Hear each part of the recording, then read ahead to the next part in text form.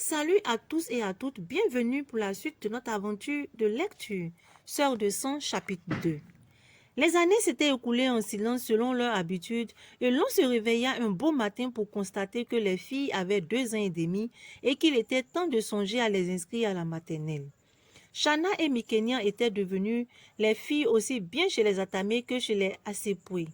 Tout le monde les considérait comme des jumelles, malgré leurs différences physiques. En effet, Shana, mince et plutôt grande pour son âge, était d'une carnation marron clair, tandis que Mikenya, petite et potelée, arborait un teint aussi clair que celui d'une mulâtresse, celui de son père. Le visage de ses enfants présentait une certaine similitude.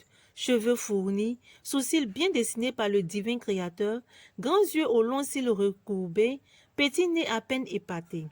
Mais les fossettes qui creusaient les joues de Mikenya manquaient chez Shana, dont les dents blanches illuminaient le sourire. La maternelle. Ce fut une période exaltante pour Shana et Mikenya, mais un peu stressante pour leurs parents. Les filles travaillaient bien toutes les deux, poussées malgré leur jeune âge par esprit d'émulation. Seulement, le côté capricieux et quelque peu fantasque de Mikenya commençait à s'affirmer. En effet, depuis la maternité, la petite préférait Tété Mina que sa mère, ce qui avait contraint les Asepoué à aménager dans la villa voisine des Atamé dès que celle-ci fut libérée par son précédent locataire. Un peu plus tard, à l'âge de 4 ou 5 mois, elle pouvait se mettre à pleurer sans raison et nulle à part Mina ne pouvait la calmer. Parfois, elle essayait de jeter Shana des genoux de sa mère pour s'agripper au sein. Si elle ne réussissait pas, Mikenya prenait l'autre sein. Malgré sa frustration, Eunice, la mère de Mikenya, s'efforçait de n'en point prendre ombrage. Parfois, Mina s'en inquiéta secrètement. Lorsque les deux couples et leurs enfants sortaient pour des emplettes, on laissait toujours Mikenya choisir la première, jouet ou vêtement, et cela ne dérangeait en rien Shana, par ailleurs un vrai bonheur d'enfant. Curieusement, une fois rentrée à la maison, Mikenya n'avait qu'une obsession, prendre ce que Shana avait choisi, la forçant quelquefois à un échange ou tout simplement pleurer, suppliant sa jumelle de lui laisser ce qu'elle avait choisi pour elle-même. Le problème avec Mikenya, c'était que nul ne lui en voulait pour ce comportement. Soit on mettait cela sur le compte de son jeune âge, soit on minimisait tout. Cet enfant avait le don d'envoûter en quelque sorte son entourage. Pour éviter les ennuis, les deux filles possédaient absolument les mêmes fournitures scolaires, les mêmes jouets, etc. Malgré cela, Mikenya voulait toujours ce que possédait Shana. Pourtant, les petites s'entendaient bien, se comportant exactement en véritables jumelles. Il faut dire que quelques semaines après la sortie de l'hôpital où elle avait subi une intervention chirurgicale, Eunice était venue avec Émilien Assoupoué, son mari et une délégation composée des membres de leurs familles respectives dire formellement merci aux Atamé et leur remettre symboliquement Mikenya qu'on considérait comme leur bébé. Au grand étonnement de tous, l'intéressé en parut ravi, qui gigotait sans cesse et tentant d'émettre quelques gazouillis. Depuis ce jour, Émilien et sa femme laissaient Mikenya chez les Atamé pour la journée. Du coup, lorsque Eunice put reprendre le travail, elle n'eut pas à s'inquiéter pour sa fille. Mina, qui avait obtenu de ses employeurs une mise en disponibilité d'une année pour s'occuper de sa fille, ne vit aucun inconvénient à prendre soin de 2 bébés à la fois. La mère de Nice, atteinte d'arthrose et incapable d'aider sa fille à s'occuper de Mikenya, lui en fut extrêmement reconnaissante. Heureusement pour Mina, Johan et Amiel, ces garçons étaient déjà assez grands, 7 et 5 ans, pour ne pas dépendre totalement d'elle.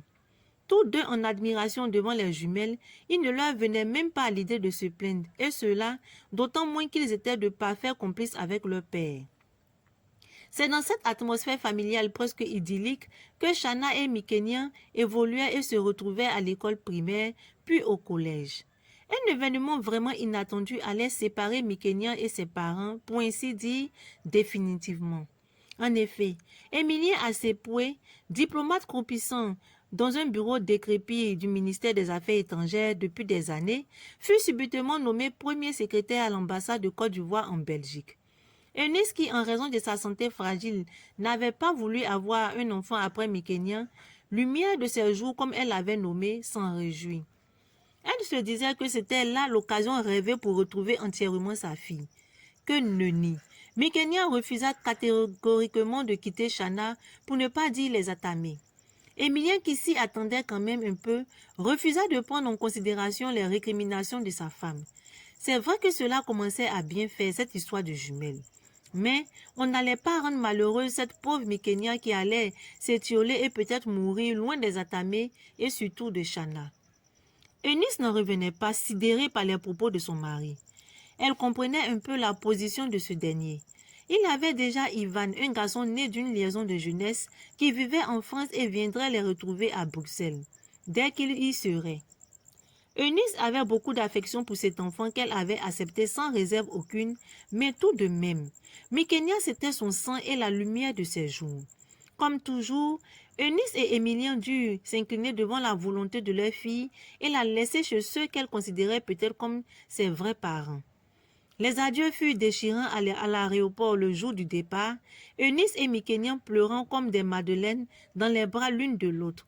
Mais une fois l'avion dans les airs, Mikenya retourna à la maison les yeux secs. Pour la première fois, Josias remarqua que cet enfant était une parfaite manipulatrice. Mais il n'en parla pas à Mina, toujours sous le charme de sa fille jumelle pour éviter des discussions inutiles. Vers le moment du lycée, surprenant à chaque fois les parents des deux côtés de l'Atlantique, exactement comme si le temps ne devait plus passer, comme si les enfants ne devraient plus grandir. Les deux filles qui avaient obtenu leur brevet d'études du premier cycle BEPC sans la moindre difficulté furent orientées au lycée classique d'Abidjan, mais les parents préféraient les inscrire dans un établissement privé. Émilien et Eunice insistèrent pour assurer les frais de scolarité des deux filles et finirent par obtenir satisfaction. Comme toujours, les jumelles se retrouvaient dans le peloton de tête, échangeant les premières et deuxièmes places selon les trimestres. Âgées de 15 ans à présent, elles étaient toujours aussi attachées l'une à l'autre, suscitant des taquineries du genre les jumelles noires et blanches ou les fausses jumelles, ce qui les faisait sourire. Question d'habitude. Cette même année, Johan et Amiel passèrent les grandes vacances chez les Assepoué, mais ne revinrent pas au pays. Mina et Josias avaient accepté que leur garçon reste à Bruxelles où devait les retrouver Ivan parti en stage linguistique en Angleterre. La vie avec le trio n'était pas de tout repos et cela empêcha Eunice de s'élanguir, outre mesure de la lumière de ses jours mykényens. La vie poursuivait inlassablement son chemin et tout allait bien pour les deux familles. Les notes de téléphone étaient si élevées chez les Assepoué que Émilien menaça de renvoyer les garçons au pays et de façon définitive. Eunice essaya de plaider, mais elle ne pouvait s'empêcher de rire. Il savait très bien ce père en courroux que ce n'était pas entièrement la faute des garçons. Mikenya s'accrochait au téléphone dès que ses frères l'appelaient et c'était à peine si ces derniers pouvaient converser avec Shana. Cela leur plaisait d'autant plus que Mikenya ne paraissait nullement intéressé par eux lorsqu'ils étaient ensemble soit en Côte d'Ivoire, soit en Europe où ils se retrouvaient pour l'été. Shana et Mikenya ou Nana et Miki, les sœurs jumelles, sans même s'en rendre compte, elles étaient devenues de belles jeunes filles sur lesquelles s'arrêtaient tant de regards masculins. À chacun de leurs anniversaires, qu'on fêtait forcément ensemble, elles recevaient des paquets accompagnés de billets doux dont souvent elles ignoraient la provenance. Dans le lycée qu'elles fréquentaient, l'on avait pour habitude d'inviter les amis d'école et ceux qui ne l'étaient pas envoyaient parfois malgré tout un présent. Mais autre chose devait marquer de façon indélébile la vie des deux sœurs alors qu'elles étaient en classe de première dans ce lycée. En effet, elles avaient rejoint la mère de Mina ou à Imo, une petite ville du centre-ouest pour les vacances de Pâques.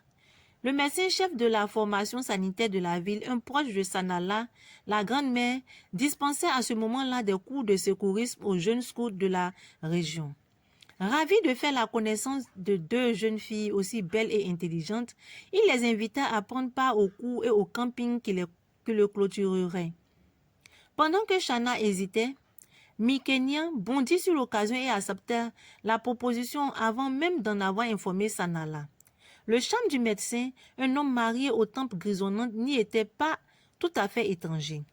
Le jour J, en short, chaussé de baskets et sac au dos, Les deux filles quittèrent la maison de leur grand-mère en riant et se taquinant comme d'habitude. Tout se passa très bien durant les cours de secourisme et Shanna se réjouit de ce que l'on utilisait un mannequin pour les exercices de réanimation par le bouche à bouche, ce que déplora cette coquine de Mykénian.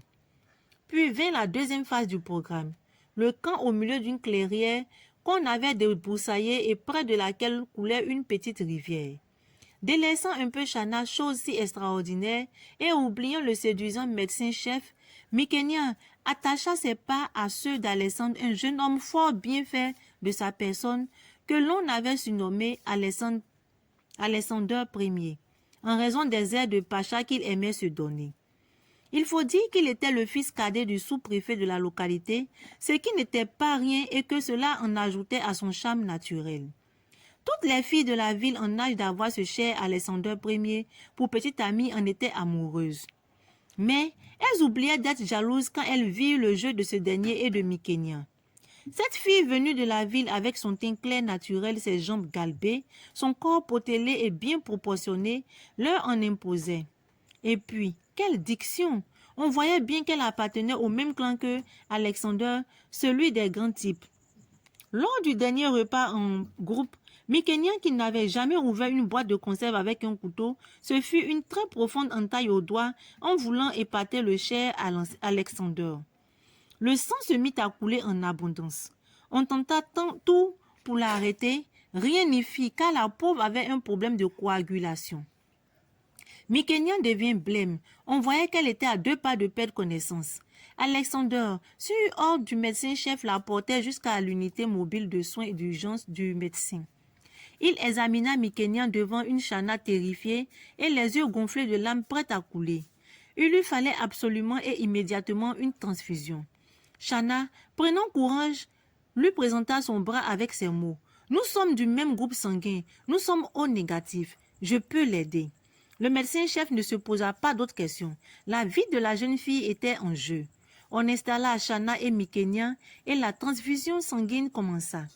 Exactement comme des années plus tôt, Mina avait donné son sang à Eunice. Au fur et à mesure que Mykénian recevait le sang, elle reprenait des couleurs. Lorsqu'elle ouvrit enfin les yeux, ses premiers mots furent « Shanna, où es-tu » Alexander en fut si touché que ses yeux se mouillaient. Heureusement, personne ne l'avait remarqué. Pleurer lui, Alexander Ier, cet incident qui faillit tourner au drame imprima un caractère bizarre à la fin du programme de secourisme, et ce, parce que les travaux pratiques avaient eu lieu en direct avec un être humain pour mannequin. La ville devait en parler longtemps. Lorsque les filles rentraient à la maison et que les parents apprirent ce qui s'était passé, ils décidèrent que celles-ci n'iraient plus jamais passer leurs vacances au village et camper encore moins. Cet épisode fut de Shanna et de Mykénian, de véritables sœurs de sang. Alexander Ier fut vite jeté aux oubliettes par Mykénian et l'insistance de ce dernier ne put rien y faire. Mademoiselle s'était, prétendit-elle, rendue compte qu'elle était trop jeune pour avoir un amoureux. Mina, justement, était de plus en plus inquiète de voir ses filles en compagnie des jeunes gens qui leur tournaient autour. Et cela, d'autant plus que Mykénian entraînait toute une flopée derrière elle. C'était l'époque des premiers amours et cela pouvait tourner au vinaigre si l'on n'y prenait garde. Certes, elles avaient déjà un peu parlé sexualité. Avec les filles, chose qu'elle avait initiée depuis l'époque de la puberté. Mais ce n'était que des généralités. À présent, il lui semblait qu'elle devait aller au fond des choses. Fallait-il en discuter d'abord avec Josias? Ah, comme elle enviait Eunice qui, à la limite, avait peu à dire aux garçons qui s'éduquaient tout seuls dans ce domaine. Ainsi s'achève notre chapitre 2. Nous pouvons voir que Mykénian a un caractère bien trempé, très capricieuse. On verra dans le chapitre 3 la suite et on verra qu'est-ce qu'elle fera avec ce caractère. Est-ce qu'elle va changer? Est-ce qu'elle sera moins docile ou plus docile? Tout cela, nous le saurons dans le prochain chapitre. Sur ce, je vous dis à très bientôt et bonne lecture à tous et à toutes.